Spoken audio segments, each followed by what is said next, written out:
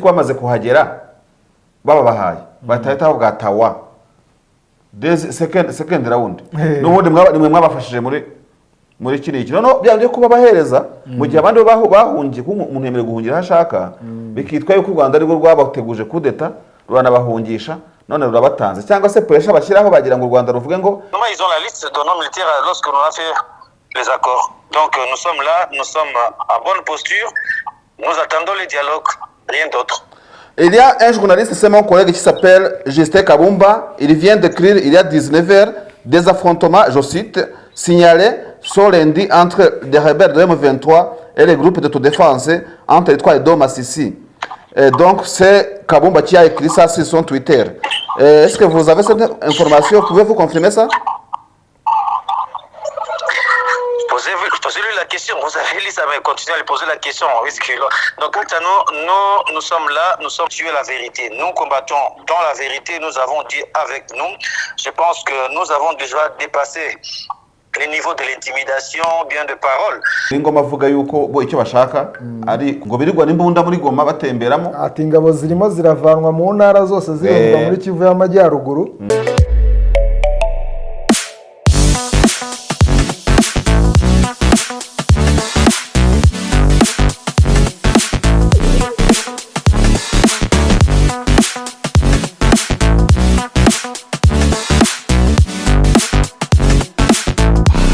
Reka tubahe ikaze nshuti mukurikiye Bwiza TV ndetse na bwiza.com.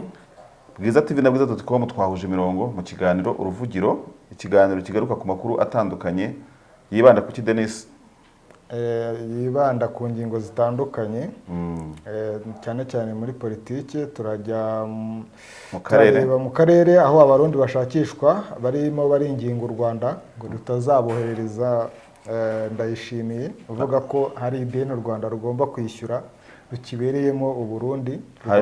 Nabonye batakamba hari n'abantu bo muri Amerika bandikiye umukuru w'igihugu cy'u Rwanda bamusaba kutarekura nyamuneka abo bantu nabonaga bashingira ku mategeko. Turaza kureba ibyabo uko bimeze. Hanyuma rero turagera muri Kongo noneho hari amakuru ubundi ubusanzwe afatika none hasigaye impuha. Asigaye muha rwose za hato na hato. M23 yatwimye amakuru. M23 yarahakanye rwose iravuga iti nta makuru mfite, nta makuru mbahaye, nta kintu kivuga rwose. Yararucira rumira ati mujye muvuga ibyo mushatse ku yandi magambo. Kubana na M23 rwose nko kubana n'igare pe. Kandi ubwo irimo iravugwa mu ntambara za hato na hato. Muri no weekend ishize yagiye ivugwa mu ntambara guhera ku wa gatanu, ku wa gatandatu ndetse n'ejo ku wa mbere. Bivugwa ko yabyukiye mu mirwano, ariko iyo mirwano yose nta kintu M23 irayivugaho na kimwe. Oya noneho rero mu minsi nk'itatu ishize mu masaha 72 niba atari nangahe ngira ngo mwagiye munabyandikaho muri Masisi ngo habereye imirwano itazwi mu mateka ya Repubulika ya Demokarasi ya Kongo. Imirwano itazwi, Kongo ntiyizi, M23 ntiyizi, abaturage ntibayizi. Imirwano ngo yabaye nijoro idafite ibisobanuro kandi ikamara amasaha menshi. Imirwano ngo yari ikaze, iri mu mirwano ikaze yabereye muri karere, ariko nta muntu wa statinze. Leta ntacyo yavuze, M23 ntacyo yavuze. Babanyatura niki ishwi ese abantu mushya baduye se wo kugira ibyabo ubwiwe. Narababwiye nti ibyo muri Kongo urumva, ibyo muri Kongo baza bisaba izindi tide. Ntese uwakabyara we imirwano itazwi, abantu bakarasana, abaturage bakahunga mu gace gakikije Sake, hakabura umuntu umustating intambara nk'iyo ngiyo. Bavuze byinshi rero biri mu bihuha biri muri Kongo. Ashobora kuba ino raporo ya Loni ariyo yabahugije, akaba ariyo bibanda ibindi bintu bakabyibagirwa. Ariko ubundi abanyamakuru ari nabo dukura amakuru abenshi ntago bagomba guhuzwa n'ikintu. Bakora angle, bakora inkuru nyinshi ariko nta nimwe ibuzemo. Ahubwo uvuga uti buriya nakunze kubigarukaho kenshi muri Kongo amaboko arimo kubarya. Bari kuribwa buri ruhande raribwa. Ubwo rero turaranganya amaso muri iki kiganiro. Urabona yuko Museveni yakize COVID, noneho byaramenyekanye ubu ngubu. Ahubwo ntabonye test positive yiwe, wa mugani wa Robert ati nta nuzi niba ko arayirwaye. Yego. Mu Rwanda ho nahoze mbona ureba kuri Twitter ureba amashuri ya gisirikare yo muri Amerika. Yego, ni Twitter ya Minisiteri y'Ingabo aho bavuga ko ari abana babiri b'Abanyarwanda barangije mu ishuri rya West Point Military Academy muri New York. Turaza kureba background y'iri shuri, wenda tuse n'abacisha n'amaso turebe mu buryo bumwe cyangwa ubundi uruhare rw'aya mashuri mpuzamahanga bigira iyihe ngaruka ndavuga nziza nubwo nimbi turaza kuzireba ya abantu biga mu mahanga bakaza mu bihugu byabo turaza kureba impact bifite. Iburyo bwanjye rero hari umugabo ntashaka kuvuga izina, ni umushyitsi sinzi niba benshi mumuzi ese waretse abantu tukazana ko bakumenya muri commentaire. Niko bimeze. Ku nshuro ya mbere rero nk'umuyobozi w'ikiganiro mpisha umunyamakuru turi kumwe kugira ngo tuzarebe nyamuneka Sefu kungaruye uzambwire urumva bazatubwire ba B&M badukurikira batubwire ba Marigolette n'abandi batandukanye mu bice barimo batubwire bati umuntu ninde uzamufora kandi azashyirirwaho ibihembo rwose nubwo bitabishimishije cyane ariko ibihembo ntabwo bizabura. Denis rero twanzikire he nubwo turi bugende tureba andi ma update. Nabonye Blinken hari cyarimo kuvuga mu ruzinduko yagiriye Beijing kandi cyururutse imitima ya benshi. Yego muri Kongo nanone turareba hari abantu bafatiwe ibihano abandi bakurwirirwaho ibihano. Ibyo byose wowe udukurikiye urabisanga muri iyi nkuru. Wowe ukomeze gukora subscribe, like, share ndetse na commentaire mukunze gukora ari nyinshi cyane. Tukanavuga yuko twavuga tuti big up ku bantu bakora commentaire, ntago tubakidutuka ariko umuntu twampatse ibihugu agomba kuboneka byanze bikunze. Sigaye mubona kuzine platforms ariko yacu yadukwebye kandi mpatse bigo yagatukana mbere ariko ubu noneho ni usigaye utanga amasomo utanga amasomo ati ntimukagire mucyana gutya mpatse bigo ndamukurikirana cyane rero kandi ni umuntu wacu kabisa. Turamusuje aherereye hose n'abandi mwese muri abacu rero mukomeze gukurikirana ibiganiro byacu. Ari sawa, reka duhere ku iryo shuri rero kuko ijya kurishera ku nkiki tuzamukira aho ngaho muri turaza kugira tujye no mu zindi nkuru. Yego na abanyeshuri rero babiri ba Cadette aho bita Cadette Elisha Muhirwa na Cadette Divin Ruganzu Murisa. Aba rero ngo basoje amasomo mu ishuri rya gisirikare rizwi nka West Point ryo muri Leta Zunze Ubumwe za Amerika riherereye muri New York, muri Leta ya New York. Hari rero Lieutenant Colonel Bazatoha ngo ni Rwanda's DA ubwo defense attaché yego to Washington DC ndetse na Lieutenant Colonel D Mutabazi uyu nawe ni Defense and Military Advisor muri Rwanda's Permanent Mission to UN. Ubwo ni New York n'ubundi. Abanyeshuri rero amafoto agaragara ku rubuga rwa Minisiteri y'Ingabo kuri Twitter Minisiteri y'Ingabo bariho turi buze kubabereka abo mu buhanga bw'ibyuma baraza kuba bashyiraho. Uyu wo hagati gasa na Simon Kabera se wasa ahubwo arasanga nka Ruki nawe bajya gusa arasanga Karusisi wasanga ari muri umunawe urebye neza barajya gusa rwose. Aha rero twabwiye abakubanga bw'ibyuma badushakira amafoto barabahereza nta kibazo ariko shaba bambaye neza. Nuko tubivugana bakavuga bati tuba dufana Amerika. USA is always USA. Yego. Baba we. Igihangange.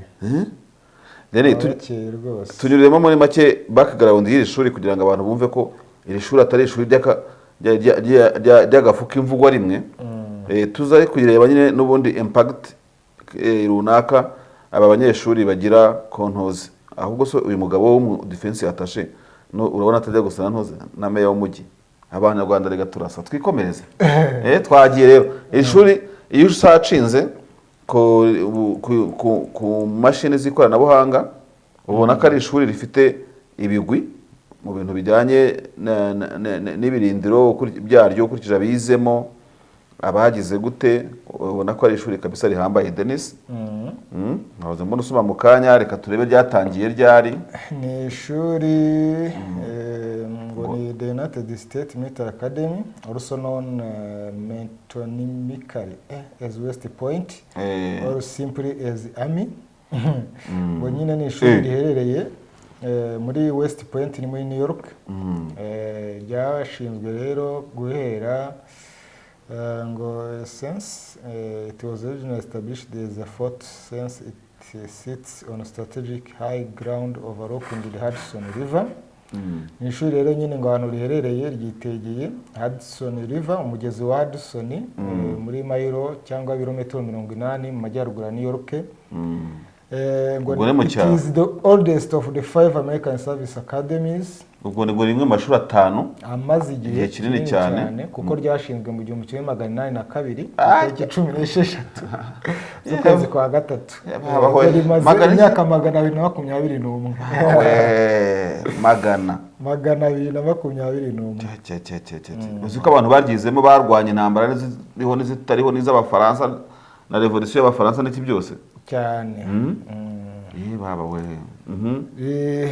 ririmo ngo endowment ryakoreshaga banza ari ingengo y'imari yaryo muri 2022 yari miliyoni 422 z'amadolari ku mwaka.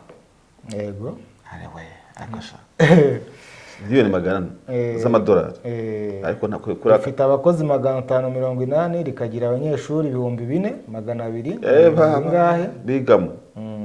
Rikagira kandi n'amakampisi ubwo ni amashami. Yego ubwo ntabwo riri West Point gusa riba n'ahandi rifite andi mashami ahandi hantu.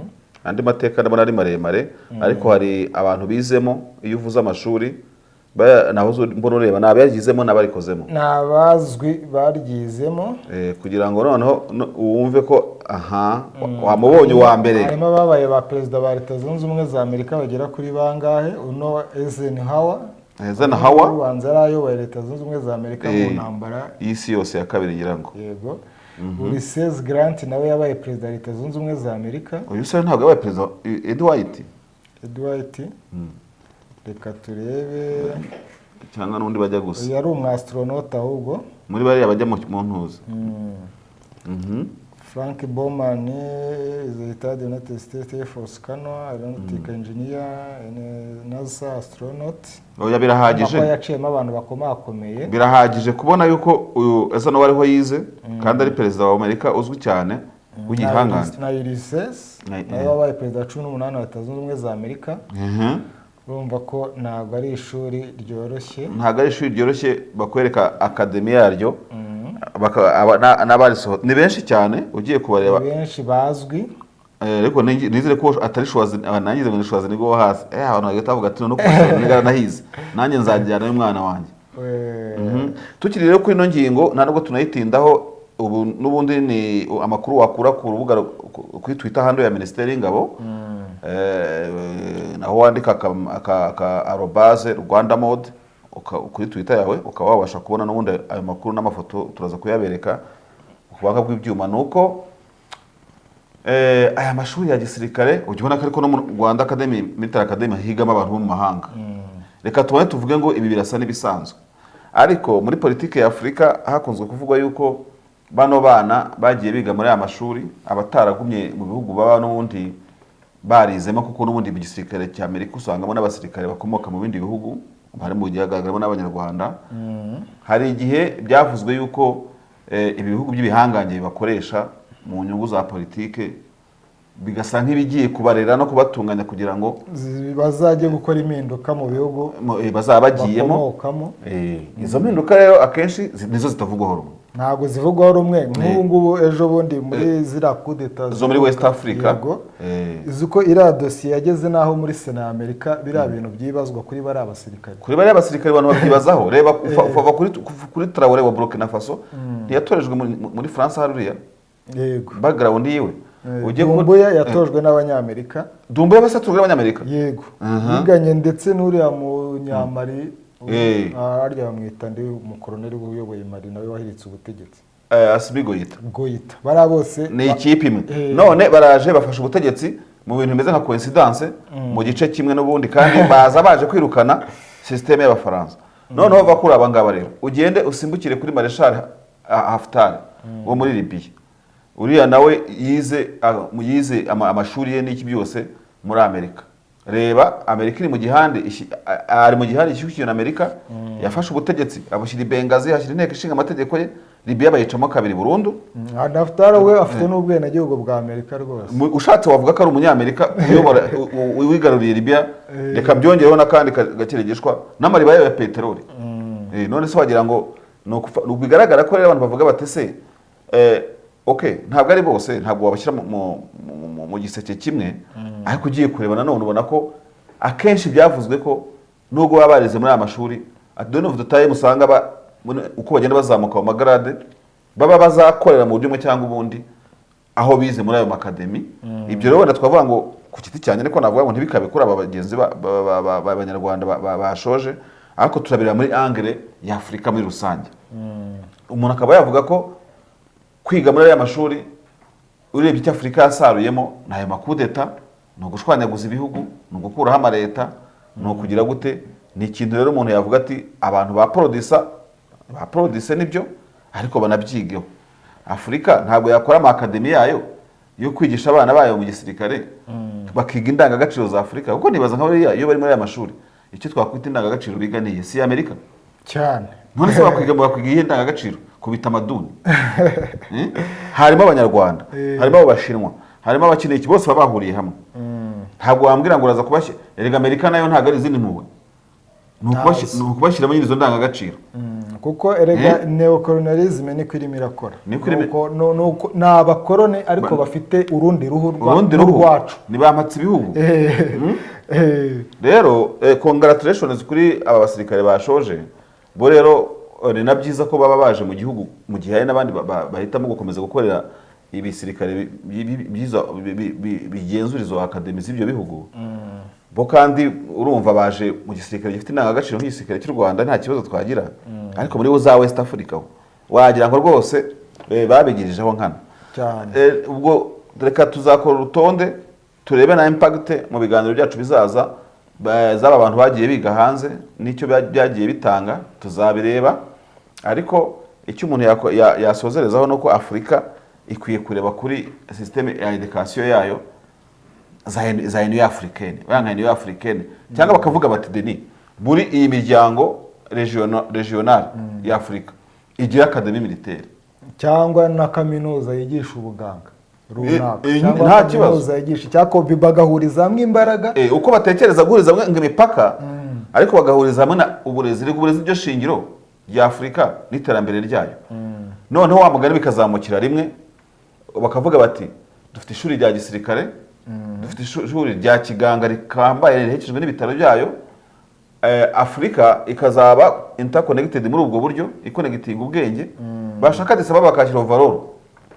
Noneho ko ukabona ko Afurika ishyize hamwe. Ariko umuntu araza n'izi gisirikare muri Amerika, undi yanakize muri France, nakize muri China, barimo guhumekamo ibitekerezo byabo.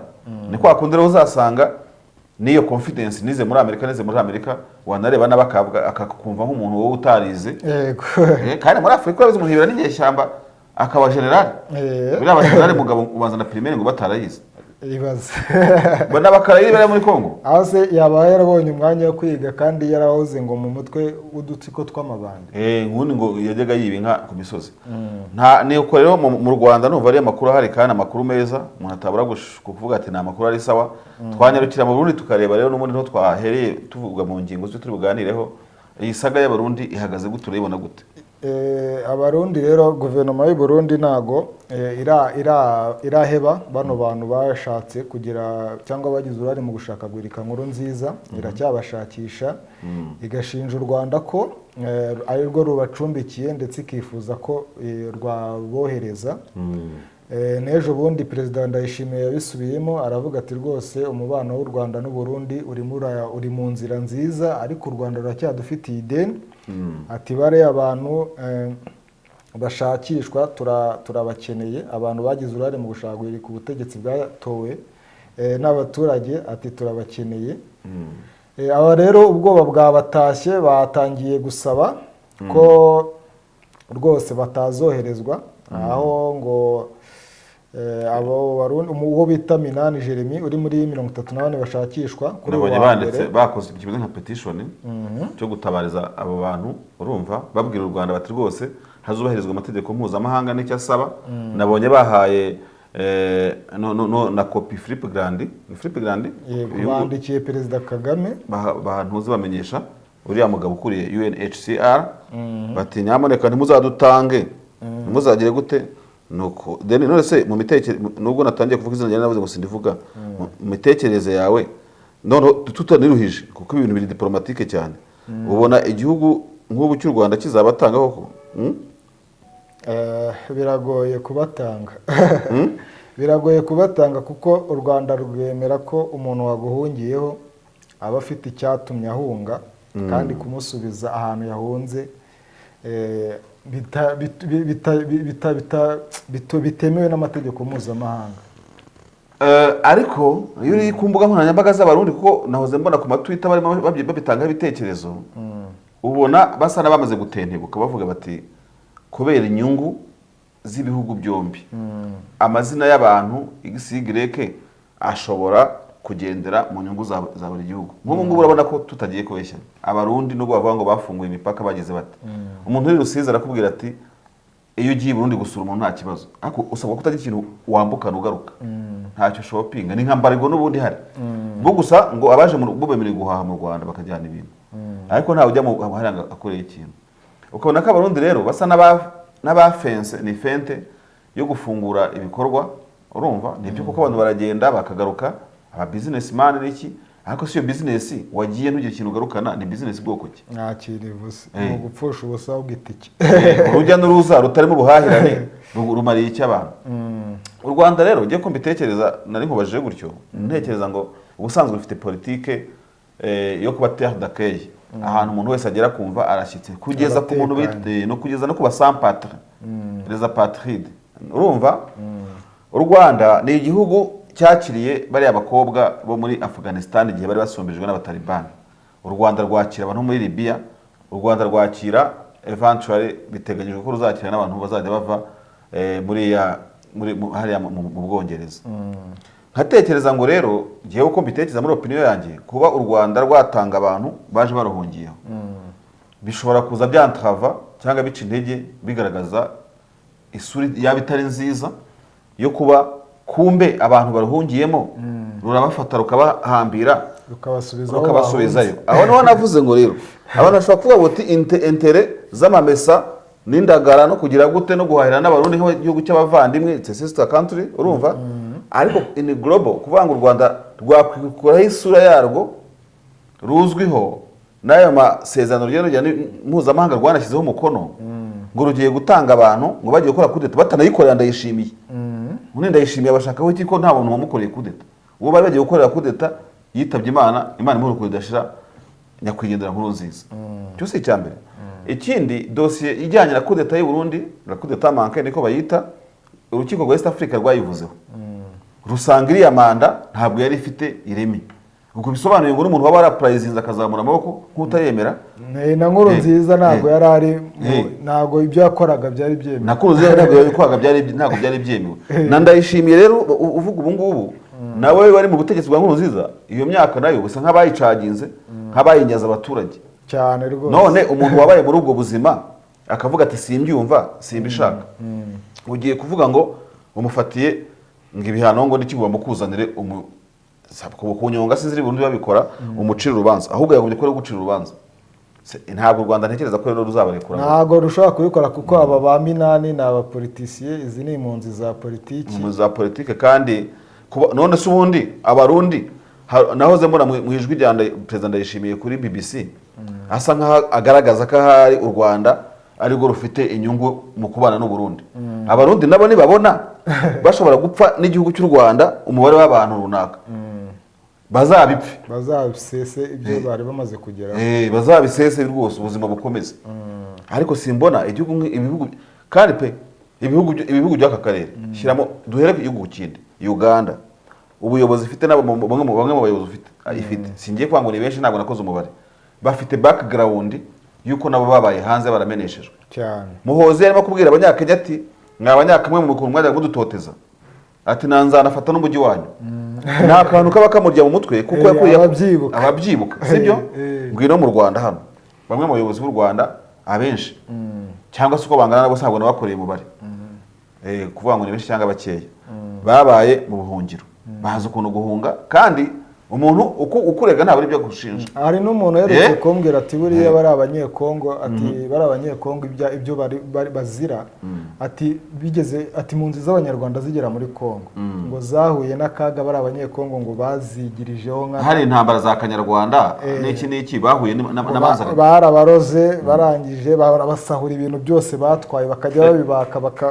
bakubita bakagenda bakabohereza mu mashyamba nta kintu na kimwe bafite. Uravuga bake abaryari bo muri 94. gerageza nawe n'uzaba gutatu na kangahe oya abikira na kane naho ngo bahuye n'uruva gusenya bagombaga guhura n'uruva gusenya se bisi abanyarwanda bahunganye zaragarutse byose babifaru ntibabicuzamo imbabura byaba muri gisifare bajyanye amafaranga bagize gute abanyarwanda rero waciye muri ibyo bintu byose ntabwo yakwemera yuko umuntu ngugira gutya ngo nimwakire ngo kugira ngo mubano ngo u Rwanda ngo ugende neza utagiye neza se ubundi umurundi we yungutse iki ariko nanone uko mu rusyo akubita n'ingasi akoma n'ingasi ariko n'u Rwanda rutaba transfera mu kindi gihugu ku bw'inyungu ibyo byo ahubwo nibyo bikoreka nibyo bijya bikoreka ko no mu minsi ishize bibuka yuko habayeho intureka hagati ya Centrafrique na Chad biba ngombwa ko consensus icyemezo bumvikanye hari uko General Buzize ajyana muri Guinea niba ari Guinea ntumbaze kugira ngo ave muri Chad rwose babone kongera kugirana imishyikirano n'ubundi alternative bihari ni iyi no kuvuga ngo niba abantu bahari koko igihugu kishobora kuba kiti ntabwo tubohereza i Burundi ariko rero mutabashaka ko tuba tubafite HCR niba cyashakira ahandi bajya ariko utabashyize mu menyo ya rubamba ese president Ndayishimiye we igihe bari mu ishyamba dusipoze ko baga muri Tanzania ahubwo bano bantu batari mu Rwanda bari nko muri Uganda cyangwa nko muri Kenya yabasaba byahese ko ahubona abarundi biturira ku Rwanda wamugane ko abanga ibihugu by'u Rwanda n'undi ngo ni impanga none se utarahonga ariko n'ugurugiro naguhaye ntarasoza uriya Sinduhije sari mu Bubiligi ko Ndayishimiye atarasaba Ububiligi kumwohereza bazi n'abandi ahubwo se abantu bari mu Burundi no mu nzego z'ubutegetsi bashinjwa bakekwaho uruhare muri jenoside yakorewe abatutsi bahoze ari barimo mu Rwanda bari abanyamitwe bose bari barimo mu Rwanda urumva abantu ba Kiziguro hari inkambi z'abarundi Kiziguro bitandatemo umanutse Kabeza hahoze inkambi y'impunzi abantu barahazi urumva abantu bo mu Mayaga za Ntyazo nahe hose bazi uruhare rwa bamwe kandi babazi n'amazina u Rwanda rwigeze no gukora urutonde ndabyibuka ntabwo numva ko nibeshyira uruhare tari Burundi ese abarundi bakoze extraction y'abo bantu babohereza mu Rwanda nese u Rwanda rujya gukwega abarundi bagakwega ngo barakwegereye kudeta ngo bakoze kudeta u Rwanda nago rukwega kubagize uruhare muri jenoside yakorewe abatutsi kandi ntabwo barapfa bose nubwo bamwe bamaze gusaza birashoboka ariko harabakiriho wambwira ngo uwo mubano uzagenda gute hajeho kwega byagenda gute nkabona ko rero jewe mu mitekerereze yanjye kandi umunyarwanda uko biri kose ntabwo mbona ko igihugu cy'u Rwanda cyaba kiri ku rwego gupfukamishwa n'u Burundi ngo mwica amategeko ngo muduha abantu bari mu kibazo u Rwanda rwaba rwishe indangagaciro ziruranga ndetse hano rwose ndi kubona inkuru ya Kigali Today yo muri uyu mwaka mu kwezi kwa 4 aho basaba na n'ubu baracyasaba ko abarundi bagize uruhare muri jenoside boherezwa mu Rwanda bakaburanishwa igihe cyo nacyo mu mwaka ushize cyanditse ko hakiri ihurizo mu gukurikirana abarundi bagize uruhare muri jenoside yakorewe abatutsi kandi ubwo nyine ihurizo nta rindi nuko ubutegetsi bubaryamyeho udashobora kubafata ngo bubohereze mu Rwanda erega ntabwo abantu babyumve neza ntabwo u Rwanda ruryamye ku barundi gusa abo ngabo ntituzi ngo ni nabandi u Rwanda ruryamye no ku banyamuntu muri Afghanistan ruryamye no ku bantu bava muri Libya igashora u Rwanda ruryamye no ku bandi bantu bazava mu Bwongereza u Rwanda nta n'umuntu ugeze kuza udafite igihugu sinigeze kumwumva hano mu Rwanda ndetse mu itegeko rigeze gutorwa mu minsi ishize harimo amategeko arengera abo bantu mu Rwanda ubanza itegeko ritaririmo so u Rwanda ruryamye no ku mateka yarwo rero rurwanya no ku mateka yarwo ese akandi kantu utarimo gushyiramo abarundi ubwenshi ko bamaze kuhagera babahaye batahita bwatawa second round n'ubundi nimwe mwabafashije muri kiri iki no byanje kuba bahereza mu gihe abandi bahungiye ko umuntu yemerewe guhungira hashaka bikitwa yuko u Rwanda ari rwo rwabateguje kudeta ruranabahungisha none rurabatanze cyangwa se pressure bashyiraho bagira ngo u Rwanda ruvuge ngo reka tubabahe nk'abikuraho icyo cyasha cyo mudushinja yuko twabafashaga gukora kudeta nabyo byabisa nko kwemera urumva yewe ndimo gushakisha mu ndorerwamo zanjye urumva dore ngizi hano hareba ikintu cyatuma Burundi bukomeza gutsimbarara kuri iki kintu bisa nk'ikintu cyo kwajenuya u Rwanda no kushyira ku mavi yabwo nagishakishije nakibuze naje ntagifite ntacyo ndimo kubona ntacyo nta na kimwe rwose ndetse ntibibaho ntibizanabaho biragoye kubohereza atist icyakorwa Ubundi se ko no utabohereje? transfera mu bindi bihugu ariko kubasubiza i Burundi byo ni ubundi habuze indege bajyana cyangwa kompanyi y'imodoka ibajyana ariko tujyanisha n'iki kintu tutarasimbuka uburundi nabo bakore exchange noneho turebe abo bantu bagize uruhare muri jenoside baboherezwe mu Rwanda cyangwa bajyanywe The Hague cyangwa muri rwa rukiko rwasigariyeho guca imanza zakoze jenoside muri za Nyakizu aho bita Nongwe Kinazi muri Ruhango Kina Kamonyi biriya bice nyine byegereye bisati nakubwiye Kiziguro ugenda nahakoreye hariya bakoze ubwicanyi bifatanyije n'interahamwe Kiziguro ho narahakoreye aho ngaho ngubwira hari icyobo ngo biciragamo abantu rwose ujya ahantu ku mashuri ya Rugarama abantu barahazi urumva hahoze inkambi y'impunzi nini cyane z'abarundi ubu nahabona ibisigire by'abantu amahema yarari n'ibintu nk'ibyo abantu baho barabikubwira barokotse jenoside muri kariya gace akakubwira live rwose nubwo barimo kugenda basaza ariko baracyabyibuka nkabona ko rero umuco wa kururukururu nta kintu ushobora kumarira ibihugu byombi urumva ubwo byafuma bavuga bati simbizi ntago ariyo mahitamo nagira ariko bashaka bazanafunga ibyo bafunga ariko kuvuga ngo uratanga abantu ntago ari none se ubu icyo twungutse aho bivuga ko ngo umubano wasubiye mu buryo ni iki ntacyo mbona na kimwe rwose ni ukuvuga ngo abantu bajya gutembera n'ubundi abagendaga mu ndege bajyagayo hari umuntu se babuzaga kujyayo n'ubundi so abarundi ntibashyira agapira hasi bamenye ko ibihugu nakubwiye ngo ndayishimiye we ntabwo yigeze aba muri Tanzania mu gihe barwanaga bose ko ubutegetsi bwari buri icyo gihe bwa Mukapa n'abandi bose ko butabatanze ngo bubahe majoro buyoshye cyangwa bubahe bagaza cyangwa bugire gute ba domicier se ntibabaga mu Rwanda hanyuma se muri Afrika ibiyaga bigari aruriya Tshisekedi perezida Tshisekedi yabaga i Buruseli na se barababujije kugira gute Kabila na se babaga muri Tanzania banyura muri liberation y'igihugu cyabo kugira ngo basubire iwabo mu Rwanda twahavuze urumva urajya kure ugasanga barimo baribagirwa no kwibagiza ariko bimagine nabo iyo baza kugira ngo ucyanka Tanzania bati mwakire kandi mugire gute bakabahereza buyoye revolution bashakaga barayigezeho ntibasabe Kongo ibahe banza bampema basabe Kongo iwabo baregeta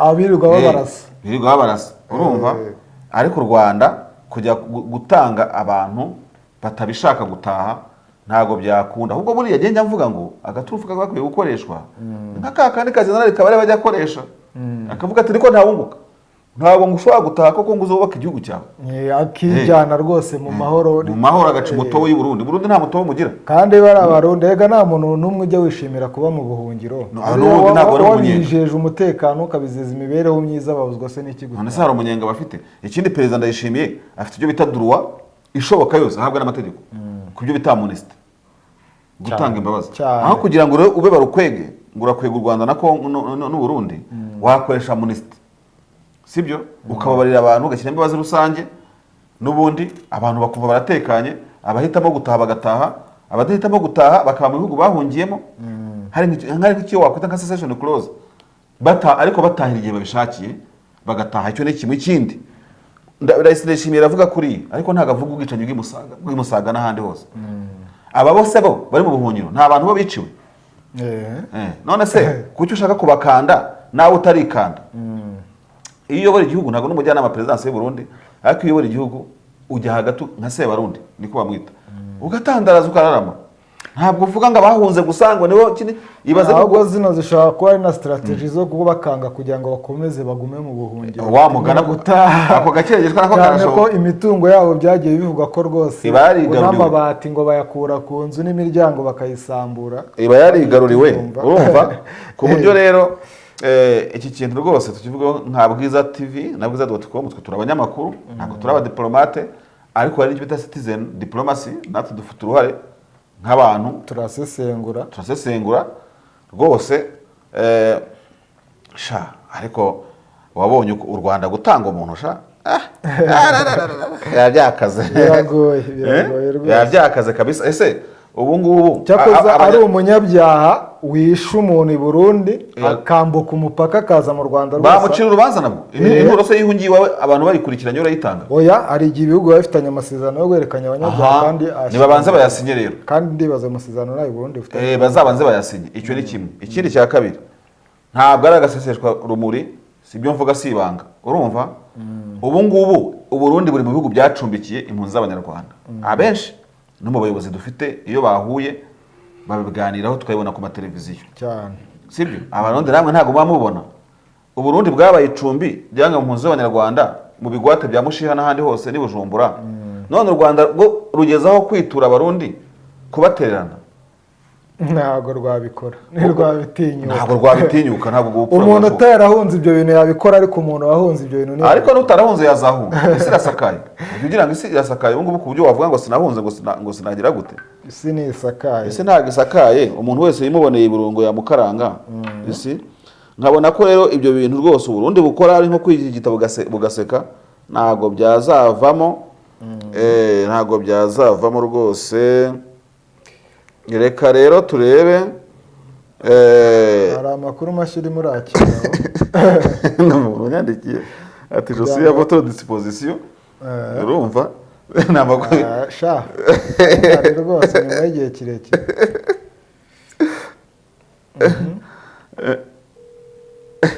Niko uyu muntu ashobora.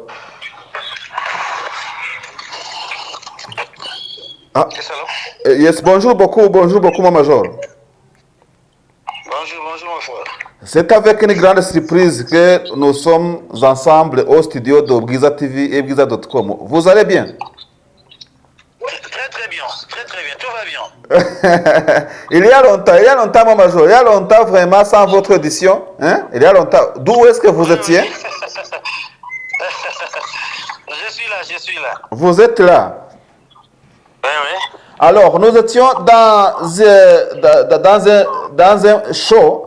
Nous étions en train de parler aux autres topics. Est-ce que vous pouvez nous passer les updates dans la région que vous êtes en contrôle, mon major? Oui. Eh bien, comme vous le savez, donc nous sommes là puisque nous avons libéré les zones que nous avions demandé de libérer. Et bien là où nous sommes, tout va bien, sauf que la coalition gouvernementale, donc le FRDC, le FDLR, le Nyatura, le Maïmaï, le Wagner, continue donc de briser les cessez-le-feu à tout moment. Ils continuent avec des provocations, à tout moment ils continuent avec des actes ignobles qu'ils sont en train de commettre. Alors nous sommes tellement sereins, nous ne voulons pas la guerre, nous voulons les dialogues.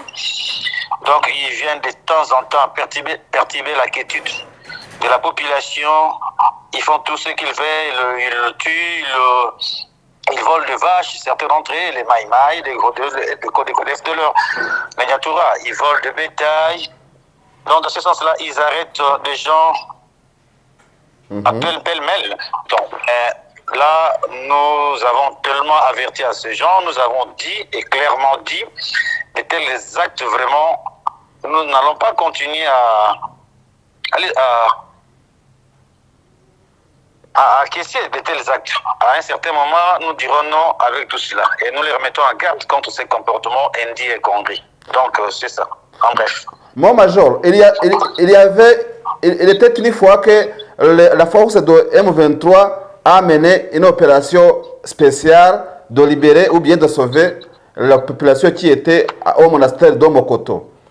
Nous avons entendu ça. Est-ce que vous avez fini à faire telles opérations de sauver des populations en danger?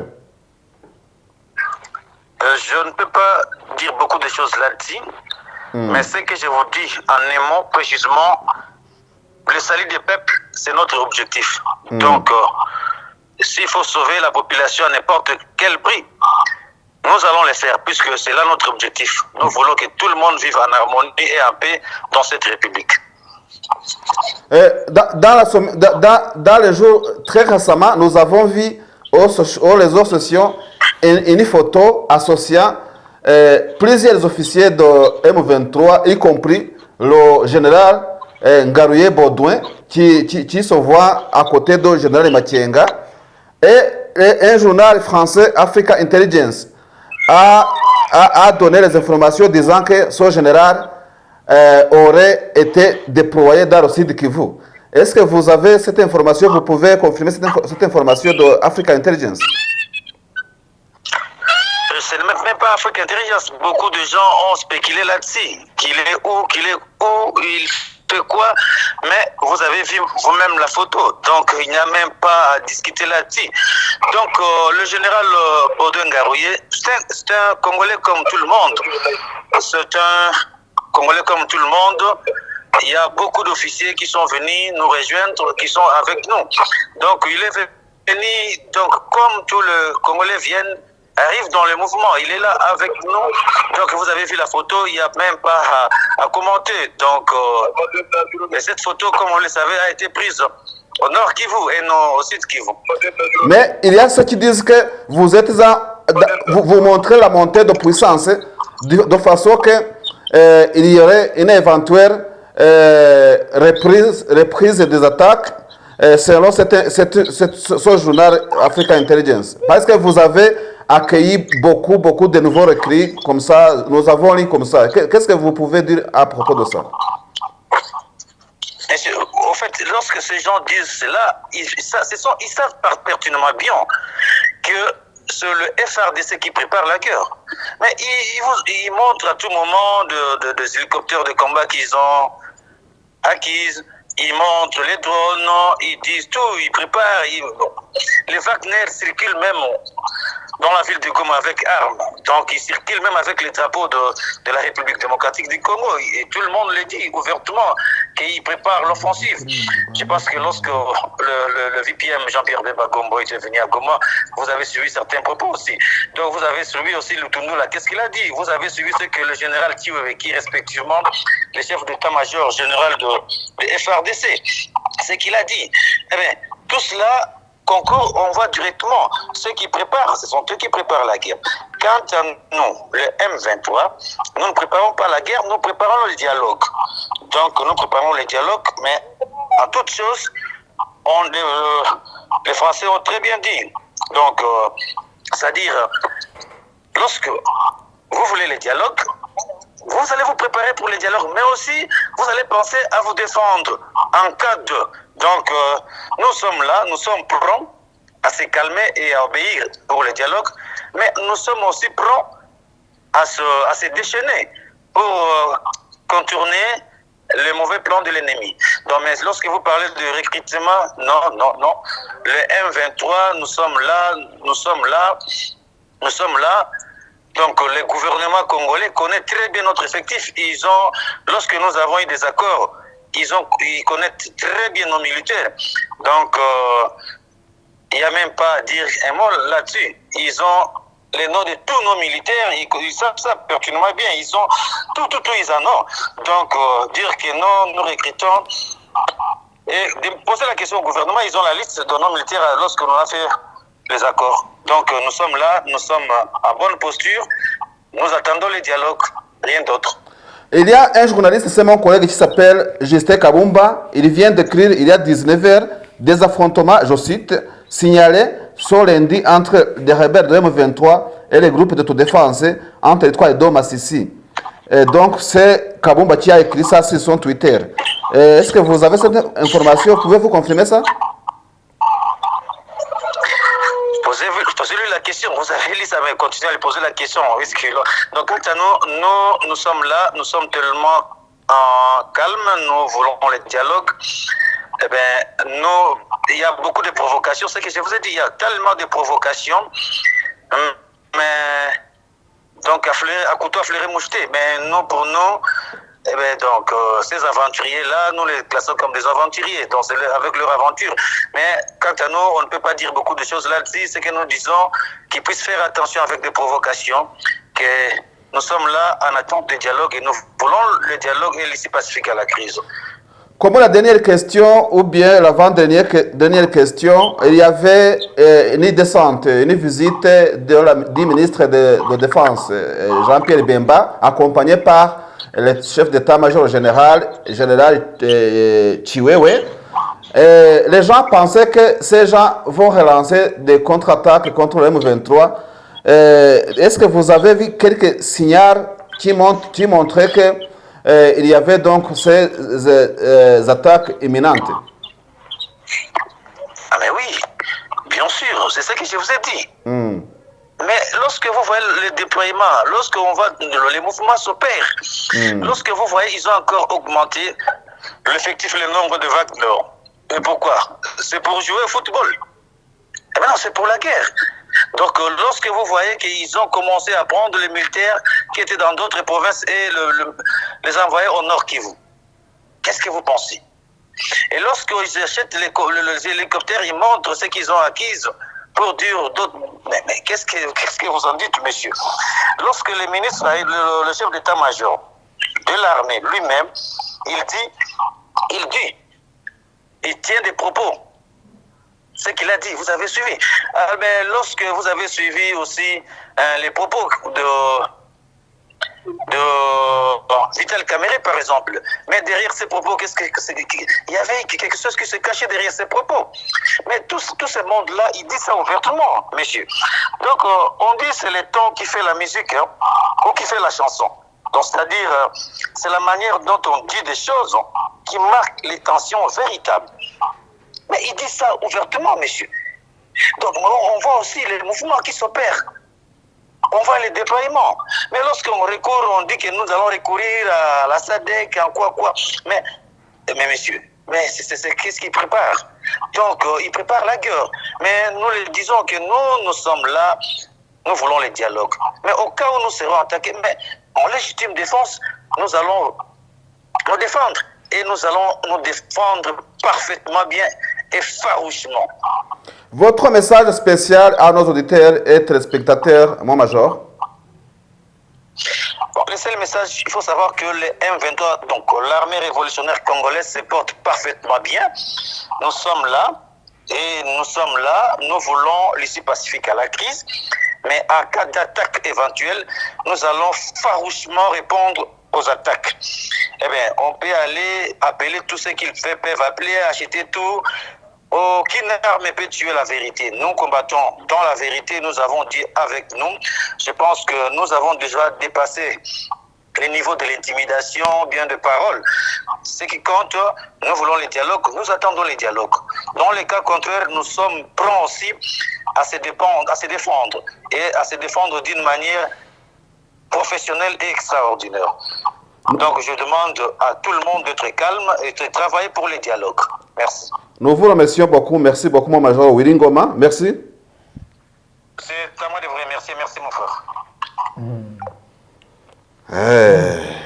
nyuma y'igihe dushaka umuntu wo muri M23 wagira ngo yarabize ko twagiye twicira ejo twabikomojeho na mugenzi wanjye twakoranye uruvugiro abantu bo muri M23 bari ashobora kuba rero kiganiro yaracyumvishe araducuza rwose adukubisa agasiripurize akarawundi cyane rwose majoro Willy Ngoma ati ngo iki buriya ro mbavuga jewe mbiri cyuya ndimo mfundikanye igifaransa nshaka konjigezo va bien iki byose ariko nabipfundikanye ngo birahuye wumvisemo iki wowe niba wumvise byumvikana ikintu numvisemo yavuze ko koko ahantu bari bahora hari ubushotoranyi bwa hato na hato iriya mitwe yitwaje intwaro ariko ko asa nkaho yabiciye amazi arongera avuga ko yavuze ati baravuga ati ushaka amahoro ategura intambara ariko twe turi gutegura ibiganiro ariko rero nibadushotora ati bazabona urw'imbwa aboneye ku mugezi ibyo yise ngo ni représai farushe niba ari farushe ni ukuvuga ngo ni ukukusrapinga nta bintu by'imbabazi ngo de façon extraordinaire professionnel farouche n'umujinya no kwirwanaho biteye ubwoba namubaje aravuga iki ku ifoto yagaragaye irimo General Baudouin Ngaruye abantu batari bazi ko yanasubiyeyo uyu yarabaje mu Rwanda Ngaruye ariko ari mu biganiro twakoze mu minsi yashize hari ahantu M23 yajyaga icakira bakavuga ati ari ahantu nta wundi muntu ujya wafata ngo hajya hafatwa na Ngaruye ibicanga hadi sinzi ahantu hamwe ni ku gasozi ngo na ahantu wajya ngo nagasozi kahariwe Ngaruye amakuru ufite rero Ngaruye akaba ari ushinzwe afishinzwe ibikorwa bya gisirikare Willy Ngoma arabyemeje yemeye ko nawe ari umunyekongo n'abandi ariko ntabwo none tuzanira kuvuga ngo ni ibihuha ngo na Africa Intelligence iriya foto yari yanancanze yarayifotoje gushyira ingofero mu maso urumva ariko ngo bigaragara nuko Willy Ngoma avuga yuko bo icyo bashaka ari kuganira ariko bakwanga bakesurana. Yagarutse kandi ku kuntu leta ya Kinshasa ikomeje kurundanya uburyo bwose kugira ngo ibagabeho ibitero, avuga ko babibona ibyo bintu byose baba babikurikirana, bya kajugujugu, bya drone, ba mercenaires ngo yongereye, ngo birirwa n'imbunda muri Goma batemberamo, ati ingabo zirimo ziravanwa mu ntara zose zirumva muri Kivu y'Amajyaruguru. Atari ko twebwe niba tutera rwose ati abantu bose bikarume batuze, ati twebwe icyo tuzakora tuzirwanaho kandi twivuye inyuma. Gusa twakunze tumubajije kuri ya tweet ya Kabumba, aravuga ati ntabyo nakongera aho ngaho, muri make ntabihakanye ntanabyemeye gusa yadusubije nk'umusirikare koko. Urumva tumubajije rero ku bya Jean Pierre uherutse hariya na chef d'état major, ataha atubwo ubona ko abantu bazamuka kuriya bakazamukira icyarimwe bazanywe n'ubusa. Urumva ugaragara rero ko hariya nyine hazakongezwa igihe hazashya bwo abumva igifaransa bari buze kumva neza mu buryo burambuye. No muri kino kiganiro ndumva umwanya wacu warangiye, n'ubundi twari kujya no mu zindi ngingo, ariko twari twavuze ko turi bujye no mu zindi ngingo zitandukanye. Gusa Museveni yakize covid, ngira ngo n'abandi mwagiye mubivugaho. Yego, tutarava muri Kongo wenda twavuga ko wahoze ari minisitiri w'ubutegetsi bw'igihugu, yego, wo bita Shadari, Emmanuel Shadari, ndetse n'uwahoze ari umuyobozi w'urwego rw'ubutasi. Shadari se bigaragambije Karev Mutonde, ntabwo ari Shadari Ramazani, harya burasi Ramazani. Ramazani igeze kwiyamamariza kuba ntuza, niwe wiyemeje kugita kwiyamaza mu gihe cya Kabila nyine aratsindwa. Twareba niba ari we byageze rwose. Abangaba rero umuryango w'ubumwe bw'Uburayi wabakuye ku rutonde rw'abanyekongo wafatiye ibihano, ngo ni nyuma y'icyemezo cy'urukiko rw'ubutabera rw'Uburayi rwo bita CJEU. Barangije kandi bafatira ibihano abandi. Ubwo n'Ubwongereza, Ubwongereza ntabwo bukibarizwa muri EU, bwavuyemo nyuma ya Brexit. Ubwongereza bwo bwafata ibihano umuyobozi wa Codeco ndetse n'umuyobozi wa Mai Mai ya Kutumba. BM abita ngo Nyagutumba. BM rwose ngo ni gisegeti ngo ndajya gutumba, gisegeti ngo ndajya gutumba. Abo rero bafatiwe ibihano, sinzi asa yakutumba yagiraga imitungo irondera, ako yayigira yakutumba no mukire, ako egara ya mabuye y'agaciro. Ako se yakutumba bura muri Kivu y'Amajyepfo n'aba mabuye menshi ahubwo narutana muri Kivu ya ruguru. Kivu ya ruguru sigira ya mabuye uretse hariya mu Rubaya n'ahandi hake, undi kamabuye yongera kuza ageze ntuza, andi mabuye yazayo ageze hehera hari ahantu bita Warikare, niho wavuga ko haba amabuye menshi nanone. Ni ibyo rero umuntu yavuga. Ndumva nababwiye yuko Anthony Blinken n'ubundi nawe yijeje ko Ubushinwa ndetse n'ubu na Amerika bazakemura ibibazo byose bafitanye, ibyari escalation cyangwa se amahane bikagenda bigabanuka. Wabonye ko na minisitiri w'ububanyi n'amahanga w'Ubushinwa n'abategerejwe muri Amerika azajya kwishyura, azajya kwishyura muri iyi minsi. Yego, erega biriya bihugu bifitanye business ntabwo byapfa gushwana gutyo. Niko abanyamberega babana, niko abakire babana. Oya, niko abanyabwenge babana. Ntago utubazo mufite dutuma business z'inyungu rusange. Nanjye twicaranye aha ngaha Deni, nta hame ry'uko twumvikana ku bintu byose, ndetse no muri iki kiganiro hari ingingo tudashobora guhuriza, ariko ntabwo bidushwanisha. Oya, burase wakwemera ko partenaire économique wa mbere wa Taiwan ari Ubushinwa? Gute se mu by'ubucuruzi? Yes, mu Bushinwa. Kandi Ubushinwa, Taiwan izi neza ko isaha n'isaha Ubushinwa buzabatera, ariko nibo bantu ba mbere bakorana ubucuruzi. Oya, hari ahantu njya nkunda kuguha urugero bita Kaesong Demilitarized Zone, hari hagati ya Korea zombi. Bahisemo kuvuga ati twebwe ibisasu byanyu birabireba hano, ibyacu bikareba aho ngaho iwanyu, ariko duha agahenge abaturage bacu, tubashyirana bazajya bahura bakaganira. Umuntu yajya gusura mwene wabo, ntajye muri North Korea, ntajye muri South Korea, bagahura Kaesong bakaganira bakisanzura amanywa nijoro. Hari ibyangombwa byose bikenewe, umwe agasubira iwabo undi agasubira iwabo. Ako karere ukarimo abari muri zone netre, nta gihugu na kimwe abarimo, ni no one's land kabisa. Urumva? Ariko ni ibihugu byacu bona birakimbirana, ngo si Uganda, ngo Rwanda, ngo Burundi, n'iki byose. Ubwo bucuruzi nicyo kintu cya mbere bahita bakora. Bajye bashyiraho agace k'amasoko bakavuga ati abarusizi, iyo ugeze aha ngaha byumvikana n'uburi mu Rwanda n'uburi mu hehe hose, mujye mucuruza ubufu, mucuruza imbuto, mucuruza iki n'iki, abaturage bakenjoyinga ibyo ngibyo. None se abayobozi za Amerika zigira gutya cyangwa ibyo bihugu by'Uburayi bigira gutya bikakubwira ati Abanyafrika, Ubushinwa mu bwirinde ibiki nibo baba bakorana business za mbere, ariko twebwe bakatwumvisha ko tudashobora gukorana nabo bose. Ngaho tekereza cyangwa ngo tubyige agombye kuba ahura na Dr Vincent Biruta i Rubavu cyangwa se bagahurira aho cyangwa bagahurira i Goma. Ibyo abantu barimo bindi nabo bakajya mu byabo bya diplomasi ndetse naho nicyo gihe cy'akazi baba bafite. Noneho natwe abaturage ntitubibona nk'ibintu bidasanzwe, ariko impamvu aba minisitiri w'abanyamahanga haba za ambasade n'abadiplomate igihe abantu barimo guterana amagambo ahubwo akazi kabo kagaragara bakigaragaza pe. Ariko ntihabigiye ahubwo cyo kujya gute cyo guhana intera kandi ari akazi kabo kari kabonetse. None se indwara yakwaduka nk'icyorezo abadogiteri bakajya mu ndake cyangwa bitwajya mu laboratoire gushakisha umuti cyane. Iki nicyo gihe ibihugu bitarebana neza ayingwe ariho gihe baba bagomba kubona imbaraga z'abadiplomate bahura banasabana rendezvous nka byanga. None se uyu Anthony Blinken mu gihe cyagiye Amerika yahanuraga cya gipurizo cy'abashinwa sibwo yasubitse uruzinduko avuyemo, ariko umujinya w'ubupurizo umuvuyemo yagiye anajyanye amakuru Amerika yakuye muri cya gipurizo ayabashiriye ati mwege myo mureke kutubeshya ngo igipurizo cyayobye dore amakuru tubazaniye. Buriya nawe wa China aramubwira ati dore natwe buriya ngo Amerika nawe ajya yohereza ubupurizo ku Bushinwa ntago basaba bikora bati dore natwe ngaya amakuru tuzanye bakavuga bati rero turambika agapira hasi. No ku bihugu bibana ariko kujya hanyuma tujye muri dusoreze muri Nigeria. Tinubu ngo yakoze iki? Tinubu yacishije umweyo rwose mu buyobozi bw'inzego z'umutekano n'ubwirinzi. Yirukanye abagaba bakuru b'ingabo zirwanira guhera mu kirere ku butaka no mu nyanja bose yirukanye, ndetse na inspector general wa polisi ati mwese mugende mwarananiwe ati mujye kuruhuka. Okay, mushobora kujya mu kiruhuko cyangwa mwese mujye kuryama mugura amashuka mwiyorose ntimuzongere no gutekereza aka kazi cyane rwose. Kiruhuko cy'imburagihe ntabwo igihe cyari kigeze cyo kujya muri retirement, ariko yabwo ati mwe mugiye kuruhuka nshyireho abandi, kandi ubwo yahise ashyiraho abandi bihita biba effective immediately kandi n'inteko ishinga amategeko itarabyemeza. Urumva ko nari serious yaberetse ko ari perezida babyita presidential executive order. Urumva ntago ajya kujya impaka ngo ajye kugira gute, yaravugaga ati ndabizi induruburi z'aba Nigeria amagambo yanyu ukuntu sinzasinza muri izo mpaka. Okay, chef d'état major mukuru ukungirije uwo mu mazi ku butaka mu kirere mujye kuruhuka mu kinjure uwa polisi mugende ahita ashyiraho abana ati mukandi mutamutangira akaza ku kanya ubwo cyakurikiyeho ni handover.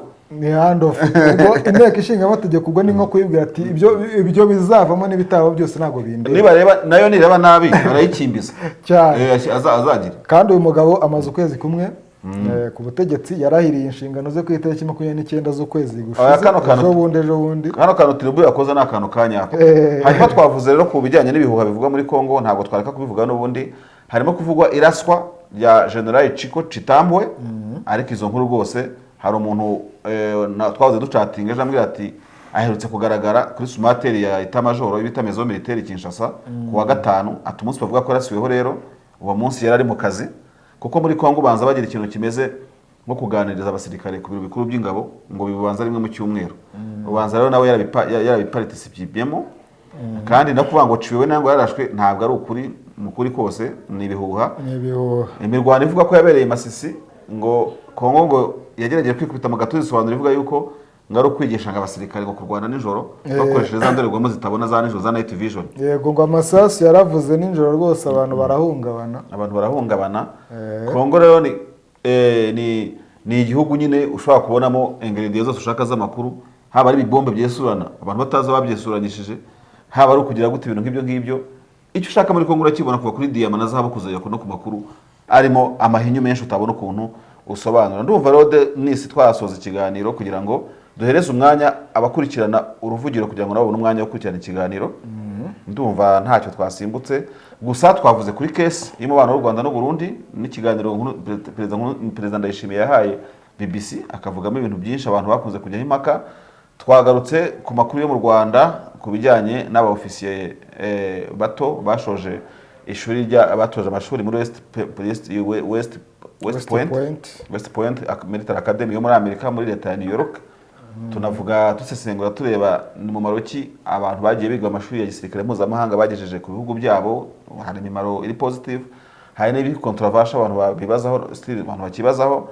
Twagiye muri Kongo tuganira ku byaho, ariko fortunately by surprise Major Uwiringoma araduhamagara turi muri studio biba ngombwa ko tumuganiriza, yaduhaye update uko ibintu bimeze, abantu bajyaga bibazaho n'iki byose. Ntabwo twamuboneye umwanya uhagije, ariko tuzashakisha uburyo twamuha exclusive y'ikiganiro kirambuye muri no minsi ubwo yamaze kuboneka.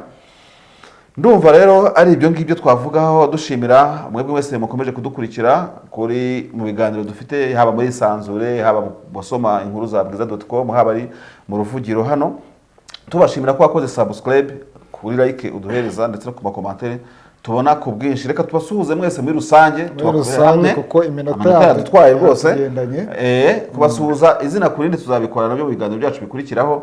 Tubabwira ngo rero nari David Eugene Masharo w'ikiganiro na Denis Nsengiyumva. Ciao ciao, murakoze cyane.